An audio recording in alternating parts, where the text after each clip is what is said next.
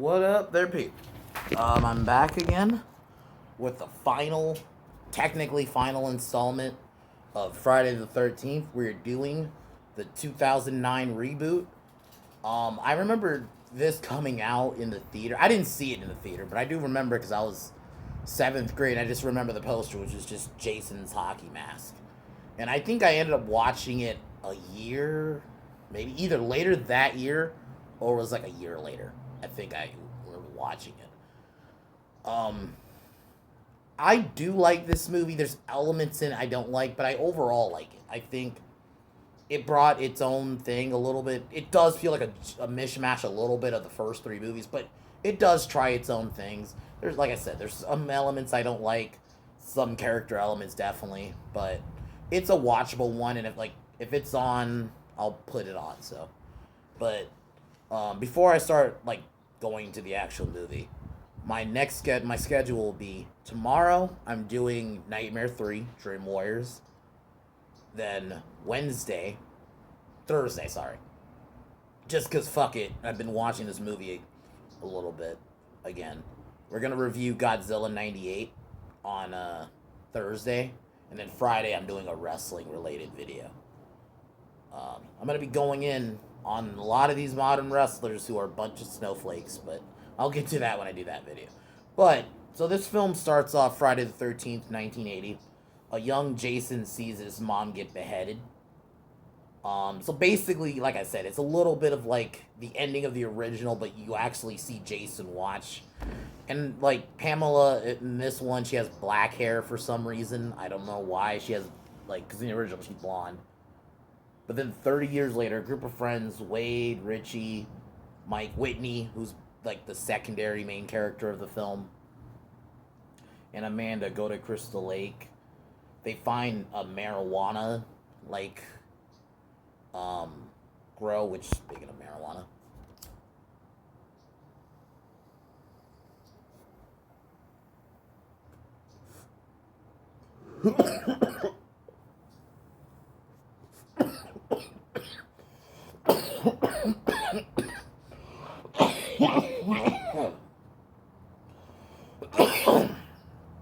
so they find a marijuana grow.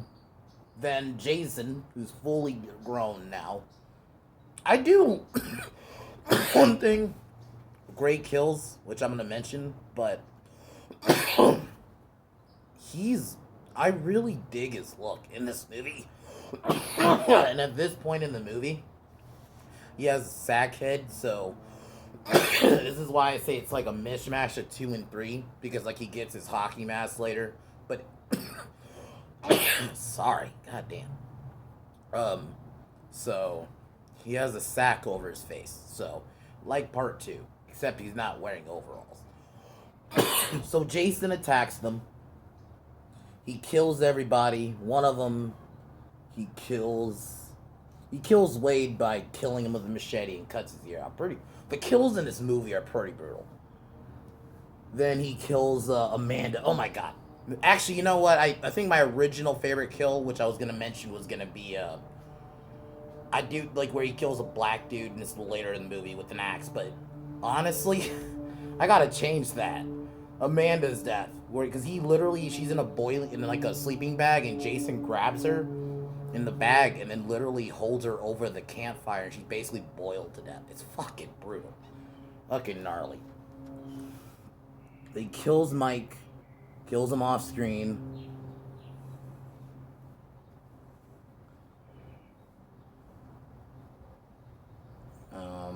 So yeah, he kills everybody. He kills Richie with a machete. So then he kidnaps Whitney. This is the element I was talking about I don't really like.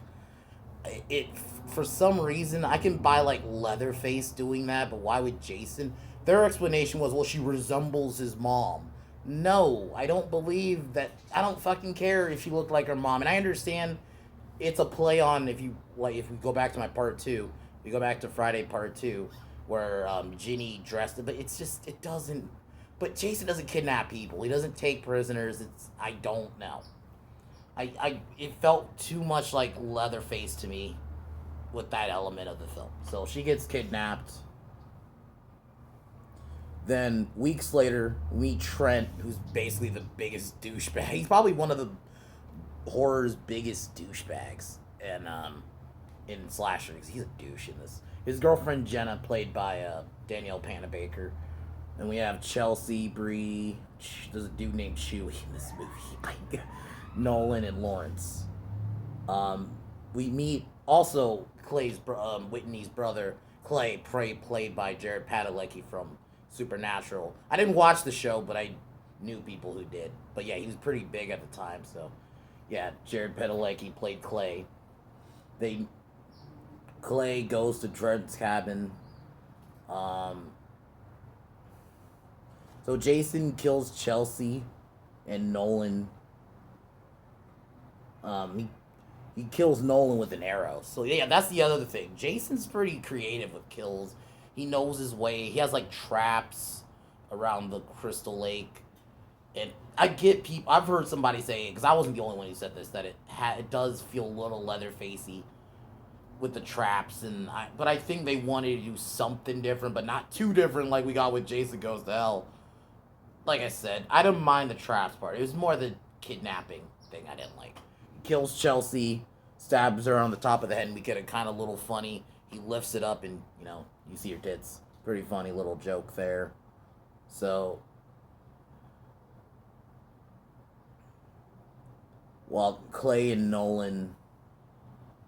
Jenna, sorry, search, they find the old Crystal Lake campground, and they see Jason taking a body into his camp house, which is like a little underground. He has like an underground bunker, kind of like, so he doesn't have a shack like in part 2, but something similar. They Jenna and Clay come back to the house, try to warn them about Jason. Um, but Jason arrives, disables the electricity. He kills Chewie with a screwdriver into the neck. I think Chewie was the Asian guy. Yeah, the one Asian guy. Then he kills Lawrence with the axe. And then and that was a really good shot too. That's the one thing. Production value, this is probably the best Friday the 13th movie. I would say, like, just going by production value. It is, like, you could tell they have probably a little bit of a higher budget. And it is 2009, so it's not, like, in the 80s anymore. So you have a little bit better kill effects and stuff like this. So you get this cool shot of Jason throwing, it's like an axe. And he hits Lawrence in the back, and then he impales Lawrence, like, on I think it was like a tree stump, and just, like, pushes him down, and the axe comes through his chest. Pretty brutal. Like I said, Jason is pretty brutal in this movie. Trent's a douchebag because, there's another scene I didn't mention. He cheats on Jenna with some girl because he was buttered that Jenna went off with Clay, because you could kind of tell they were setting up a thing with Clay and Jenna there, because, he was, and Trent was getting butthurt about it. He's a douche. But like I said, he doesn't bother me, but there was, I don't remember which YouTuber it was, but I watched his review of it, and he gives this movie kind of a downgrade because of Trent. But I'm like, Trent dies pretty early on. So Jason sneaks inside and kills Bree by impaling her against a deer antler. It's pretty brutal, man. You got some really brutal kills. Alright, let me take another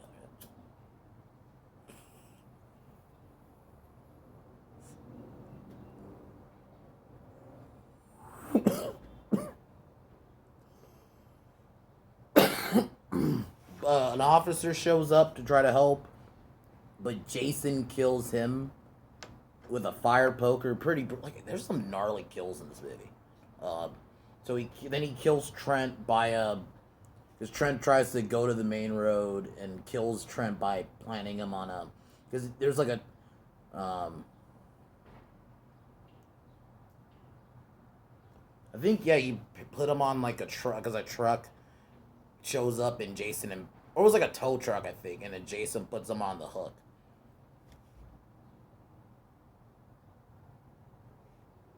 So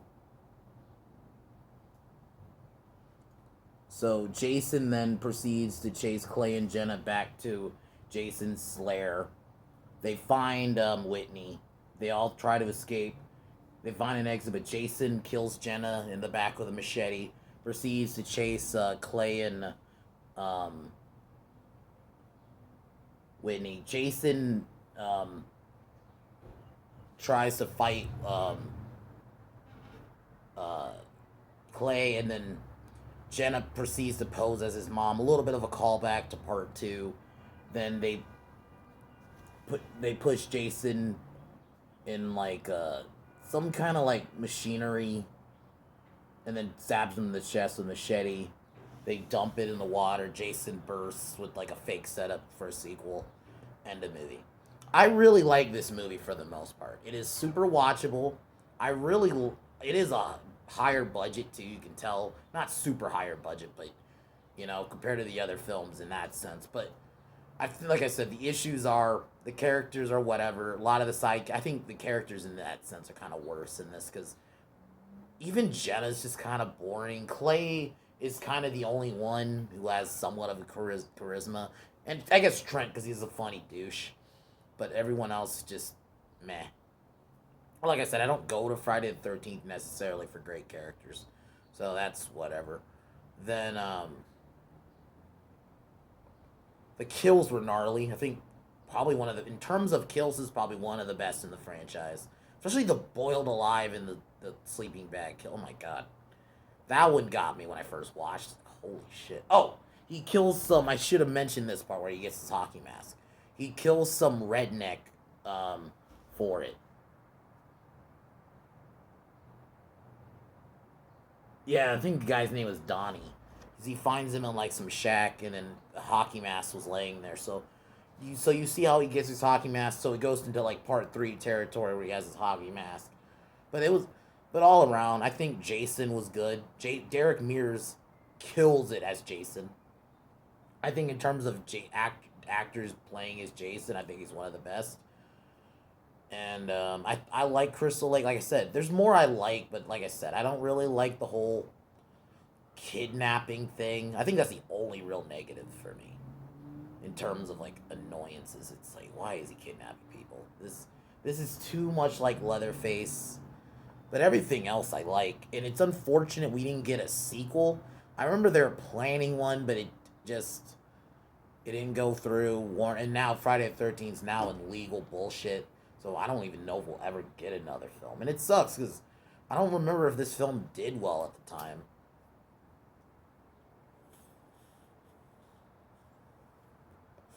Like, I would have loved a sequel because I do like Derek Mears. And I think really all they would have had to do is just do a new character. I think I mentioned in my because I did like a video months ago saying how they could do a Friday the 13th sequel. And I think one of them I mentioned was you for a sequel to this movie, just do a new set of characters, but it's still Derek Mears Jason. And you mentioned maybe the events that happened in the previous film really quick, but then you could just start it off with new characters.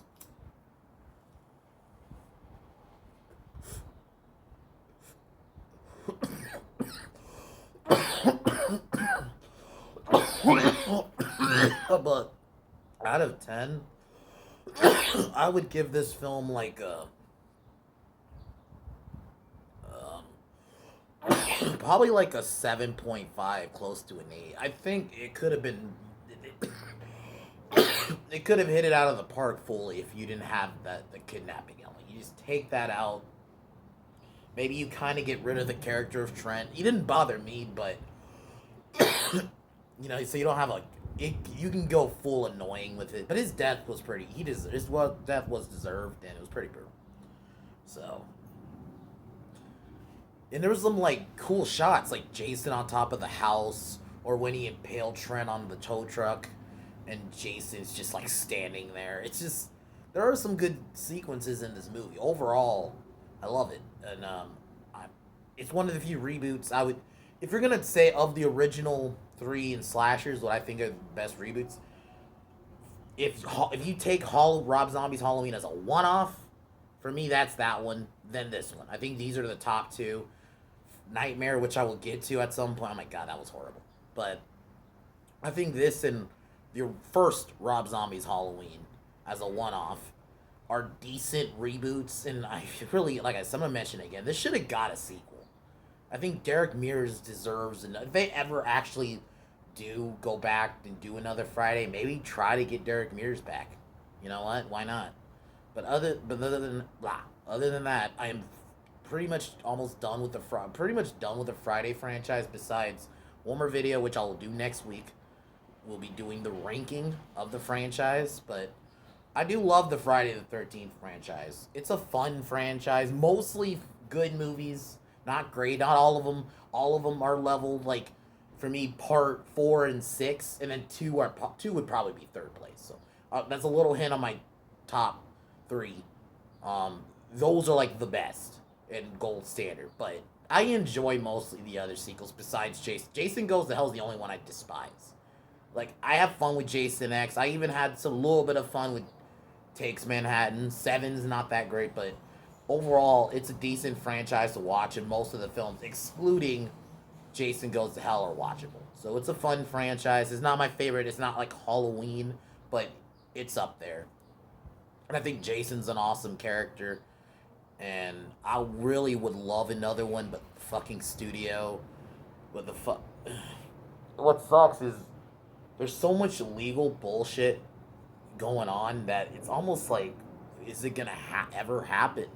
Because we're in this COVID era right now.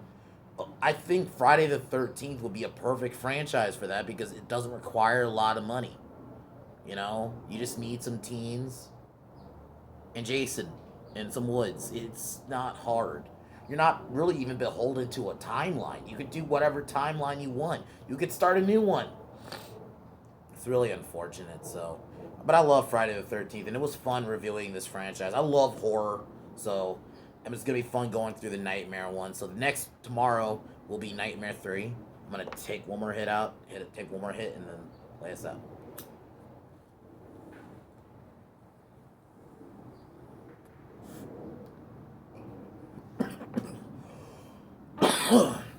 All right, guys.